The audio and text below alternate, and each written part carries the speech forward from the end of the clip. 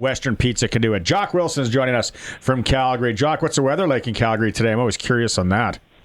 Hey, we got a Chinook happening here, boys. It's all good from that standpoint. Before we talk about John Hufnagel, though, I do want to do a little bit of a shout-out to the Saskatchewan Roughriders, more importantly to Corey Mace, Mark Mueller, Markway McDaniel, Edwin Harrison, Josh Bell, former Stampeders that came through the ranks, and there's not better people in the CFL, in my opinion, than guys like Corey Mace and Josh Bell. I loved Josh Bell when he was here in Calgary, so kudos to the Riders. You don't hear me say that very often.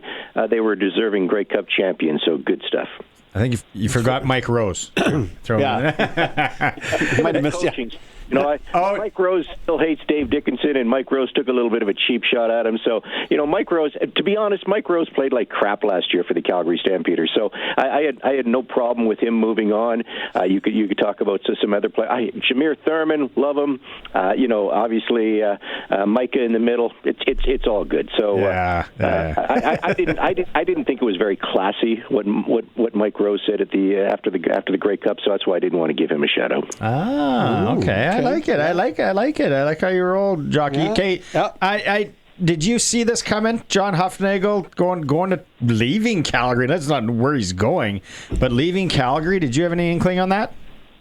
I tell you what, I had an inkling that he wasn't going to be back with Calgary this year because I was told by somebody in the organization that his contract was up. And if you followed what has happened with John Hufnagel, he's given up a lot of the responsibility. Obviously hired as the coach and general manager. He transitioned Dave Dickinson into the coaching position. Then he transitioned Dave Dickinson into the general manager's position. So there's two big titles lost. And then Huff became the president of the organization, and that really wasn't his forte.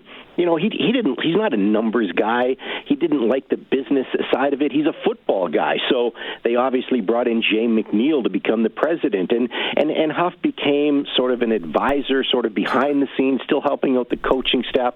74 years young, but I will say this: his legacy is going to be missed because I really, really thought John Hufnagel would retire as a member of the Calgary Stampeders, maybe become a guy like John Cornish and just become a Stampeder ambassador. There had to be a way to keep him in the organization, so I'm disappointed that he is not going to retire as a Calgary Stampeder, that he's going in a similar role to the Toronto Argonauts. And hey, let's be honest, guys. Him and his wife, Sherry, have a beautiful property, near Cochrane. He loves fishing on the Bow. I don't think he's going to be moving to Toronto anytime soon, and I don't know how long this contract is going to be. But, Pinball Clemens needs some help. John Murphy needs some help. And if you need some football help, John Hufnagel is a pretty good resource to add to your arsenal. So I'm happy for Huff, but I just thought there had to be a way somehow to keep him in the organization. So that's a roundabout answer to say I'm not surprised, but I'm disappointed. You say that you're not surprised, but it sounded like Hufnagel wasn't ready to retire yet. But at 74, it's got to be close. I think that's exactly the case. I think obviously he could see the writing on the wall, and his role was diminishing. And, if he still has the passion to be a football guy, and that's what John Hufnagel is, he's a football guy, he obviously wanted to keep having a say in football operations. And believe me, he's been a great resource for Dave Dickinson.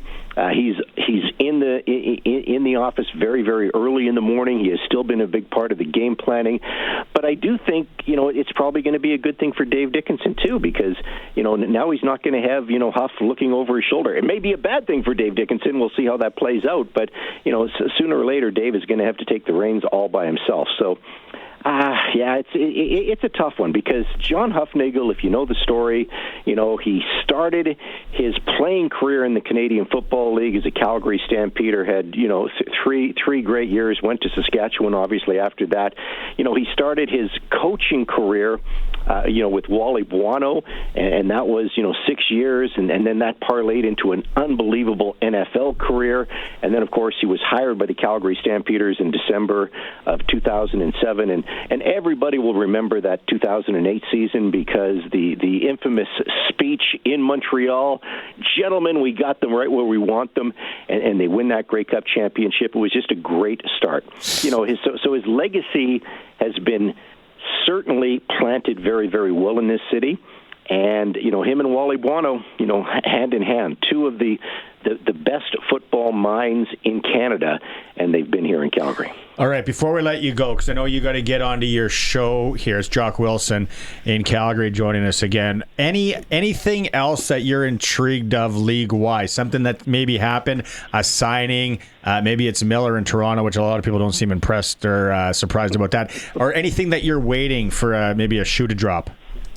Well, I tell you what, I think it's great that some of these players are getting paid. You guys saw the Keon Hatcher contract today, the Tyson Philpott contract. Tyson Philpott, high-paid Canadian receiver. I think that's fantastic. So it's not just the quarterbacks that are making money. I think the salary cap is going up a little bit.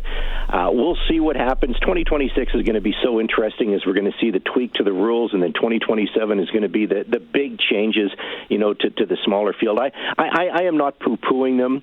I have a wait and see attitude, so we'll see how that plays out. But I personally believe the Canadian Football League is in a very, very good place. Maybe some teams are losing money, but they've got some of the richest people in this country that are owning these teams, and rich people don't make bad investments as far as I'm concerned. Maybe they use them for tax write-offs or whatever the case may be. Until they actually open their books and they can actually show me that 7 teams are losing money, I'm not going to believe it, and that'll never happen because they're private companies. Okay, you got 30 seconds. What do you think about should the player salaries be public? I think it should for sure. I think it's helped the NHL. It's helped the NFL.